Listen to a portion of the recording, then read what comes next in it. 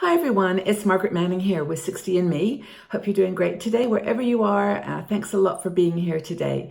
I really do appreciate your support. Now, we are a community of women over 60 who are aging beautifully and who have a lot of things on their mind these days. We have a lot of things coming at us from different directions, and I think we're sometimes very hard on ourselves. Do you agree with that? I think that we are overly critical of ourselves, and I'm going to spend some time today talking about how you can stop being so hard on yourself and some ideas for, not just reinventing yourself, but just accepting who you are and enjoying this time of your life. Now, I've got my cup of tea this morning. I'm drinking, actually, it's a puka, a green matcha tea, and it's very straightforward, beautiful, because that's what I want this conversation to be. It doesn't have to be dramatic or over the top. It's just ways that you can stay present in the moment and, just stay grounded and happy with who you are. Now, the topic today about feeling good about yourself and not being so hard on yourself. Ellen Batkamar is one of our bloggers, and she wrote a great article on this. I encourage you to read it because she goes into it from a personal perspective, and I think that's what we do here at 60 and Me. Everything is personal, but it's what we learned from that experience. And, when she was younger, she said she went through the same self-doubts that all of us have. And over the years, we kind of, we learn how to cope with them. But we always thought everybody was prettier, everybody was smarter, everybody had more, and we didn't have enough. And that's kind of what we brought into our adulthood in the back of our minds.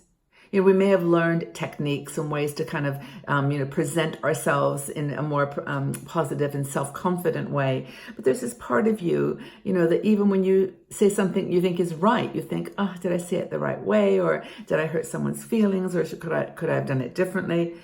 Even joining a new group to make new friends when you're older becomes difficult because you are just afraid you'll make a bad impression or somebody won't like you. So we have these hidden self-diminishing thoughts that carry us through. But I think that the way that Ellen approaches this is to actually change the mindset. And it happens naturally, I think, a little bit as you get older. I think we do tend to not mind quite so much what people think of us. We do kind of have given up on trying to please everybody. But still, it's there. And those self-diminishing thoughts can be very harmful. And they just, you carry them home with you. I mean, in the circumstance, you might have done well, handled the situation perfectly, but then you take that worry home with you. So inner awareness is everything. Take notice of yourself. Take notice of the messages that you say to yourself. When you're sitting down, I don't know, I always tend to eat when I've got things on my mind. So when I'm doing that, I think, what are you thinking? What's the message? And before you go out and criticize someone or do something that states your opinion, make sure that you're not bringing your own challenges to it. Neutralize those kinds of feelings of lack of confidence, and by just having an awareness of why you're thinking that way. And then don't judge the message. Try to see the bigger picture. If Elizabeth Kubler-Ross, who I worked with years ago, once said, people often criticize in other people the things that they fear most in themselves. And to me, that has always been a guiding light to me. If you step back and say, if you're critical of something or you're making an opinion about something, is it because there's something lacking in you, which creates this self-diminishing thought? And if so, why is it there? Can you get that out of you? Don't judge the message that you hear yourself saying. And then I think that Ellen recommends is that you find a place inside for these feelings to live, to be, to rest. They don't have to be an active part of your life anymore. Shift your focus to the present and put everything else in another chapter. Turn the book, turn the pages. And in that respect, you don't give these messages, these self-diminishing thoughts, any power over you. You neutralize them. You send them away, but you don't have to throw them away because they're part of you. There's something that happened to you or a situation that stayed with you. Let it be there, but don't let it guide you. Don't let it be the bright light in front of you. And then normalize yourself. Just tell yourself, hey, this is not something that you do all by yourself, that you're the only person in the world that does it. This feeling that you're having is something that a lot of other people have, and that you're just not alone. That it's really okay to show some compassion for yourself, to feel the same love and attention that you would feel for other people sometimes. You pick these things up along your life's journey. Your life journey is important. The story is important. So you're compassionate with everybody else. And why not be compassionate with yourself? Try that. I had to teach myself this all the time. Stay present in the moment is another point that Ellen makes. Do things that bring you to the moment. I know that whenever I'm feeling a bit scattered, I always sit down and listen to some music and put my headphones on, and I just listen to music that brings me together. Andrea Bocelli, I'm not a huge opera fan, but I love Andrea Bocelli with Ed Sheeran, the Perfect. That song just always brings me to a center.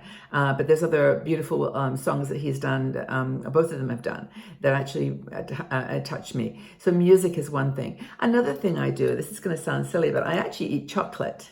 And I treat myself to like a little chocolate, just a small truffle or something like that. And I just am mindful of eating it. And I just taste it, the textures, the taste, the chewiness or the crunchiness, and just stay with it for a few minutes. And that somehow brings me back. Another thing that Ellen talks about, which I've talked about before, which is having a sense of humor, that lighten up a little bit. Like whatever it is not that big a deal. I mean, some things are, of course, I don't mean to minimize things that are super important in your life, but a lot of the times it's pretty trivial sometimes, the silly things that people say that hurt your feelings and you feel completely, torn down. It's just, just lighten up a bit. And then finally, the closing comment is nurture yourself. Give yourself an affirmation every day. I am a beautiful person. I've got a good heart. I've got lots of talents. I've got a community of people that I really love, who love me.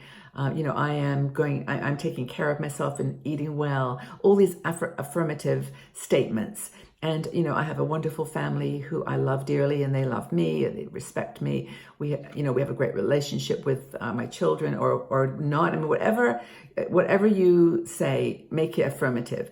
Like if you don't have a good relationship, it's I've done the best I can to build a strong relationship. Whatever, just make it affirmative, make it positive, and then do something good for yourself. Celebrate life, celebrate your life.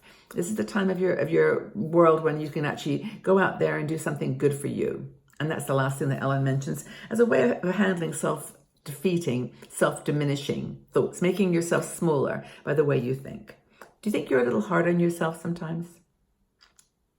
I know it's really hard, and I just this morning I picked up a card in this Our Aging Beautifully deck. This is, by the way, back in stock now. It's really cool. We got these back. We've sold over 1,000 of them, and people are really enjoying the messages. But this one is like, love yourself. Just learn to love yourself. And it says in the back, self-love is powerful. It teaches you to respect, honor, and care for yourself. So that's the message for today. And it's a message I hope that you're feeling positive about as you go into your day. So thank you again for being here. Thanks for joining our community here. And please tell a friend. Come back tomorrow. We've got lots of new and different topics to talk about. But check us out at 60andme.com. Wonderful to have you here again. Many thanks for your support. Have a fabulous day. Go out and do something good for yourself. And then tell us what you did. Have a wonderful day, everybody. Bye-bye for now.